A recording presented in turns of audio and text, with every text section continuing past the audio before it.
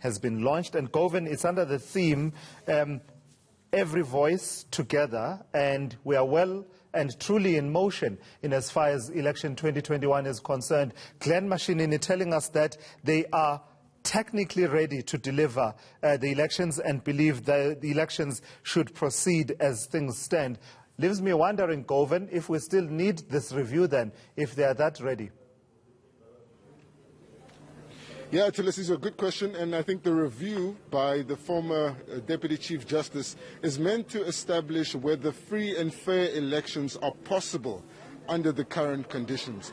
And the important detail given by the IEC today is that they've conducted an assessment with the Department of Health and Disaster Management, and they've also taken lessons from other countries where elections have happened, and they're satisfied that some of the protocols that have been introduced during by-elections would make the conditions conducive for the local government elections. So you'll see it's a very fine line they're walking, and the chairperson has said it's a tightrope. On the one hand, they don't want to cause a super spreader event that will lead to the loss of life.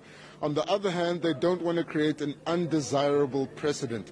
Let's speak to the chairperson now, Mr. Glen Machining. Thank you so much for your time, sir. So you've made the difficult decision, so you're ready to go ahead with some of the protocols. Let's just first begin on why you believe the elections can happen. We are required by our constitution to prepare for the elections every 5 years. And so it is a requirement. If we are not preparing and getting ready, it would be delinquent of us as the commissioners not to discharge our duty. The COVID situation has created a lot of risk, but you're saying that some of the protocols introduced during the by-elections have taken away some of those risks. What is it about these protocols that you believe make them safe enough to hold elections? We believe that by and large, the country and the world over has begun the normalization under the abnormal conditions. I mean, a lot of activities go on. Our programs, as far as the country, you would find that services are opened, social security is being received, clinics, hospitals are opened, and shops are opened. So there's nothing significantly that makes those activities different from also participating in this important activity, which is registering the will of the people and adhering to our constitution. However, we are not oblivious that it is a tightrope, as you've just stated, and hence we say, you know, in the last 7 months, we've conducted 150 by-elections, and during those by-elections, the country and the people of this country are witnesses to what happened. We've been able to adhere to the protocols as are required by the disaster management regulations. And by and large, people have adhered to that. We are yet to see that any of our electoral activities resulted in super spreader results. And we've seen that the date for the elections has been announced but not promulgated yet, and we know that the review is being conducted by the former Deputy Chief Justice, Govan Whittles. Considering the IEC's position, where does that leave the review by Mr. Whittles? Could the election still be postponed if you're saying now that you believe you can go ahead? Look, the situation until we have a force majeure or that which is beyond anybody's control, we are sticking to the dictates of the Constitution.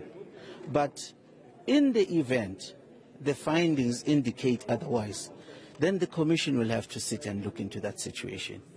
But we remain optimistic that the measures that have held during the by-elections and the experiences that we've drawn from our counterparts around the world has proven that we've been able in South Africa to actually move forward and deliver the elections freely and fairly, as well as under safe conditions. Finally, the Party Liaison Committee with the political parties and engagement with the Independent Electoral Commission has yielded some comment from the parties that seems to indicate the majority of them would like the elections to be postponed, bar the major political parties which represent the most of the electorate. So what is the impact or the weight of those parties' resistance to the election going ahead? If they say no, will you stop it, or do they not have the power to stop it? No, the decision to execute the election is rests with the Electoral Commission. But we have throughout the years had consultative engagements with the key political stakeholders. And this is part of the process where we're saying a minority of them have raised these concerns. It's not the majority, it's a minority of them. But it's not a question of the numbers. The concerns that they've raised, we are applying ourselves, even leading to the measures that we've brought by bringing in an independent party to subject even ourselves as to that, are we ready, and what would it take for us also to comply optimally, even if it's under these abnormal conditions, with freeness and fairness of the elections. All right, thank you so much. That's Glen Machining. He's with the Independent Electoral Commission. And you see behind me the slogan that was unveiled today is "Every Voice Together." And they're putting a big focus on the communities, Thulasizwe, and particularly trying to attract young voters, which the IEC says are underrepresented on the voters' roll and prefer different ways of registering. So the first voter registration weekend is the 17th and 18th of July. There's more than 23,000 voting stations across the country. All of them will be open for registration, but keep your eyes on the IEC. They'll be announcing more ways in which young people in particular can register. For now, it's back to you. Govan, before I let you go, and please excuse and forgive me for doing this, it's a bit of an awkward way of weaving together what you are doing out there at the venue, but what we are doing here in studio as well. But I've got to ask you to perhaps relay the question on, there's a sentiment that was, pronounced by Glen Machining in his opening remarks at the start of the event, where he was wondering out loud, I believe he was, whether the same standards, and this is a quote, same standards apply on freeness and fairness, whether the same freeness and fairness standards apply without amendment. Whatever does he mean by that? It could be nothing, it could be innocuous, but he's the head of the IEC, and if he's asking whether the same standards of freeness and fairness would apply under these conditions, we've got to tease it out a bit more and find out from him. What does he mean? All right, I'll do that, Thulasizwe, with pleasure. Mr. Machining, thank you for sticking around. We do have some follow-up for you. It's regarding your comments on whether or not the same standards of freeness and fairness would apply under these conditions. And you had mentioned them in relation to what's being investigated by the panel, but I'd like you to elaborate on what you meant by the same standards of freeness and fairness without amendment.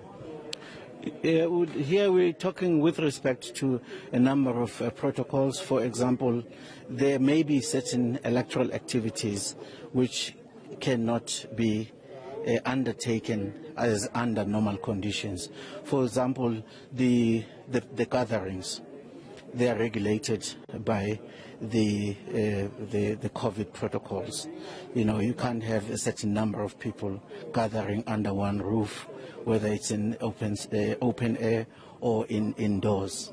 So those kind of activities are what we are saying. To what extent would these kind of protocols inhibit freeness and fairness of the elections? When freeness and fairness of the elections are declared, particularly by outside observer bodies, they take a number of factors into consideration. You've said that Govan Whittles has been tasked with investigating what free and fair elections would be under these conditions. Will his panel then set the criteria that needs to be met for the IEC to consider its own elections free and fair? We hope he would be in a position to have an independent view and critique and review the measures that we've put in place. If it ain't broke, it's fine. But if there are measures that he may suggest that may enable us to fortify the election, we will be looking forward to those particular suggestions and views.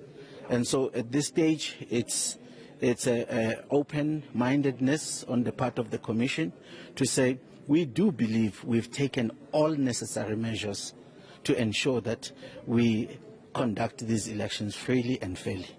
However, in the event, a likely event, that there is that alternative or suggestion to fortify the elections that the Justice Sineke would bring about, we will be very much pleased to hear from them. Okay, thank you so much. That's Glen Machining. And just to give you some insight, Thulasizwe, we understand some of the considerations that are currently being taken into consideration by the former Deputy Chief Justice includes whether or not people over the age of 40 up to the age of over 70 should be voting before the election day, but there the question is really how do you hold the integrity of those votes after they're cast. Of course, it's just a consideration at this point and is not something that's formally on the table, but these are the kind of things that the panel will have to look at in terms of the COVID conditions and what they mean for the local government elections. Govan, thank you, and thank you for accommodating me there and your forbearance with that awkward way of asking that question to Glen Machining. Let's move